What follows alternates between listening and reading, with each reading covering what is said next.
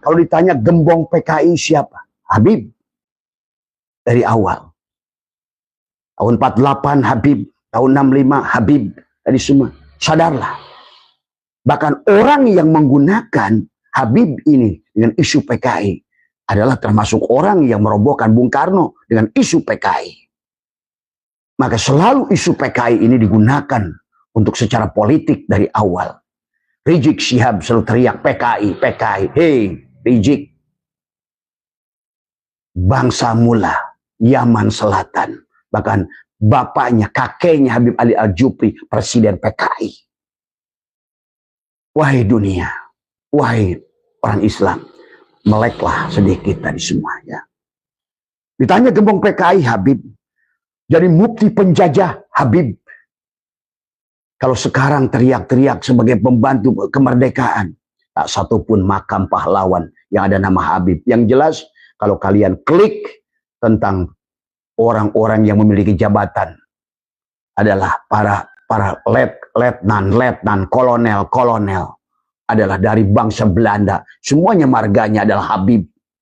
Kalian klik sejarah, ya. Kalau ditanya lagi siapa lagi, ya. Bahkan mereka, kalau siapa yang menghancurkan bukti-bukti sejarah di Nusantara dibom, Habib. Ya, bom candi pernah dibom oleh mereka. Yang ngajakin makar tiap waktu ngajak perang, Habib. Tidak ada yang pernah orang kita mengajak perang. Kemudian pemerintah dibilang togut, tapi minta proyek pada pemerintah, Habib. Kalian tanya si Aguan tuh. Siapa yang memimpin PIK itu semua? Habib. Itu dari marga Aidit. Dari semua, ya. Kemudian ulama Nusantara. Kemudian makam palsu. Siapa itu penggeraknya? Habib. Di semua, ya. Kemudian ulama asli Nusantara dihina. Habib.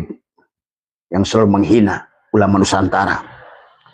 Kemudian Mbah Hashim diserang oleh siapa? Habib. Asyagab dari semua, ya. Skop buat angkut pasir dari semua, ya. Termasuk juga wali Pentagon, Habib dari semua. Silahkan kalian mau percaya atau tidak. Gus Dur dihina, buta mata, buta hati, Habib dari semua. Orang NU, kalian cuma nurut udud doang di Indonesia ini. Hanya ngejar-ngejar proyek saja tadi semua. Sama Suriahnya, juga Tanpidiahnya. Kalian bertanggung jawab di akhirat nanti tadi semua, ya. Kemudian wali setan katanya keluar dari mulut siapa? Habib di semua, ya. Gus Said dihina oleh siapa? Habib dari semua. Jualan nasab kayak MLM, Habib dari semua. Mereka seperti MLM dari semua, ya. Abah korbannya dari semua. Makam dimodif kayak film horor, channel film horor, dikasih tenda, dikasih apa. Padahal kalian ngaji. Bahkan makam seharusnya adalah bagaimana kalian coba. Dalam Imam Syafi'i memperlakukan makam seorang muslim. Bukan menjadikan makam adalah bisnis. Habib di mana-mana tadi semua. Bahkan Senokor Gronyo mengatakan Habib adalah penyembah makam. Itu sudah Senokor Gronyo yang bilang tadi semua, ya. Kemudian juga sejarah dibelokin. Habiblah sutradaranya tadi semua. Dari NU dibelokkan. Sejarah nasional dibelokkan. Pengakuan pahlawan nasional Habib kepada siapa? Pangeran Penogoro.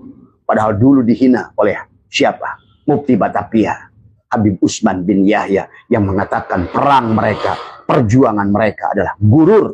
Habib yang keroknya tadi semua, ya. Inilah yang harus kalian pahami.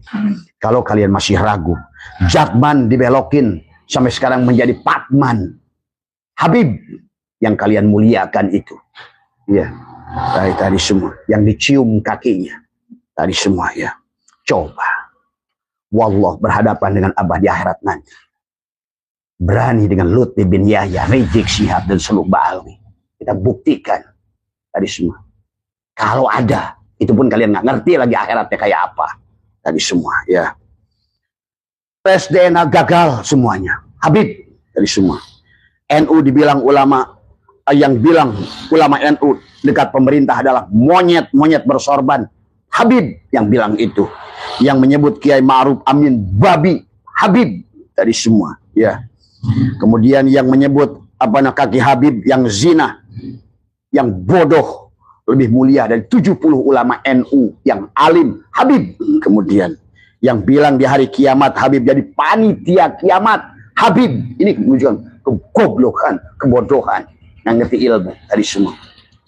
Kemudian dikatakan lagi, masih banyak kalau Abah tulis ini, yang bilang hari kiamat, yang bisa nyariin orang disiksa di neraka jahanam, Habib dari semua. Yang bisa mi'raj 70 kali, Habib dari semua. Dan pendukungnya ulama-ulama tolol, dibilang karomah. Bung, karomah itu beda dengan khurafat. Pada saat karomah itu ada, mereka selmagungkan di sisi Allah. Allah yang dilihat. Kekuasaan Allah yang dilihat. Termasuk syafaat. Allah yang dilihat. Adapun yang termasuk juga adalah khurafat. Pada saat di sisi makhluk. Makhluk punya daya. Makhluk punya kehebatan. Seperti kisah tadi semua. Pakih Muqaddam. Inilah ya kisah 70 kali mi'raj. Dan mi'rajnya kayak Rasulullah. Dari semua. Oleh-olehnya adalah pada saat dia mi'raj ke Palembang, empe-empe. Pada saat dia mi'raj ke Garut, tahu. Coba tadi semua, ya. Kemudian Nabi Muhammad dihina belajar ilmu nahu ke Habib. Bahkan ada seorang Habib di Jawa Timur mengatakan, Hasan, kau tidak pantas jadi muridku. Yang pantas jadi muridku tuh Imam Maliki, Imam Syafi'i, Imam Hanafi. Coba. Habib tadi semua, ya. Indonesia milik Aulia Tarim, Habib tadi semua, ya. Pulau Jawa milik Habib, Habib tadi semua, ya. Jawa Barat milik Habib adalah Habib dia kuasai tadi semua. Habib yang pegang payudara di jalan dimanapun, syafaat. Coba ulama-ulama tolol yang masih mengikuti dia, di mana akal ilmumu itu? Tadi semua, ya. Kemudian dikatakan lagi, perempuan yang ditiduri Habib syafaat. Berkah katanya. Saya ada saksi hidup yang kayak begitu. Dia bilang apa? Saya tungguin dia. Kenapa? Ya nggak apa-apa. Berkah. Syafaat buat keluarga saya. Coba. Itu yang ngomong itu bukan orang tadi semua. Bukan main. Bahkan juga mereka bikin tentang pernikahan. Ya. Syarifah. Siapa yang menikahi Syarifah? Kata dia tidak akan diampuni sampai akhir zaman. Seumur-umur di neraka. Kecuali mengembalikan keperawanannya. Habib. Sementara dia perempuan orang kita. Bahkan dikawin aja enggak. Sudah dikawin juga tidak bertanggungjawabkan. Tetangga saya itu berapa orang. Korban Habib. Daerah saya Sagaranten banyak korban Habib. Tadi semua, ya. Jadi itulah fakta yang Abah ingin sampaikan. Jadi sadarlah. Tadi semua, sadarlah. Abah sebenarnya tidak mau ngomong ini. Tapi kalian bertanya. Kalau menurut Abah saya melihat daripada apa bisikan Roma. Saya mendengar tentang dawil mereka kepada Awas. Ya. Luar biasa, kata Abah juga. Mereka itu datang ke rumah. Istri saya ada di rumah. Dia berani masuk ke dalam rumah. Kalau mereka adalah seorang durian, tidak akan berani. Ya, suaminya nggak ada. Pada saat kami tidak ada, dia datang ke rumah yang ada hanya kaleng-kaleng kue dibawa di tenteng. Coba, durian apa? Iya. Inilah sahabat, saudaraku. Walaupun tinggal sedikit kalian, sadarlah. Pribumi Nusantara, sadarlah. Dan pahami bahwa sesungguhnya mereka dimanfaatkan. Dulu dimanfaatkan. Dulu waktu zaman di Palestina dimanfaatin. Karena mereka adalah Yahudi Ashkenazi. Ya. Kemudian zaman Mesir juga dimanfaatkan. Mengaku Banu Fatimiyah. Di Afrika Selatan. Bahkan orang Yaman yang asli tidak suka juga dengan mereka. Ya. Karena Abah ada mahasiswa Yaman yang datang ke rumah. Nginap di rumah Abah. Dia cerita banyak tentang Pakih Muqaddam, tentang Hadramaut dan lain sebagainya. Jadi kata Abah, tolonglah nggak usah nanya lagi tentang ini, kalian tonton saja. Tetapi kalau nanya ke Abah tentang ini, inilah penegasan Abah. Abah sampai hari ini masih bahkan isbatul yakin. Kalian tidak paham isbatul yakin. Tadi semua ya, bukan lagi ada, sudah mampu dilihat dengan mata batin. Kalau Abah sudah sampai isbatul yakin, demi Allah, demi Rasul, makhluk-makhluk ini tidak akan bisa memberikan syafaat. Di dunia saja adalah mereka hanya merusak. Boro-boro memberikan syafaat. Di dunia mereka adalah hanya mencari syafaat dengan menjual nasab untuk nasib mereka. Nasab kepada baginda Nabi Muhammad SAW yang telah direndahkan, dimurahkan, bahkan dijadikan alat politik, dijadikan alat mencari duit oleh mereka.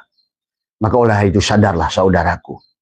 Yang dari Kalsel, ada juga dari Sulawesi, ya, juga ada dari Irian. Kalau kalian takut meninggalkan karena mereka dianggap zuriat Nabi, Abah yang akan berhadapan dengan Rasulullah mengatakan itu, ya.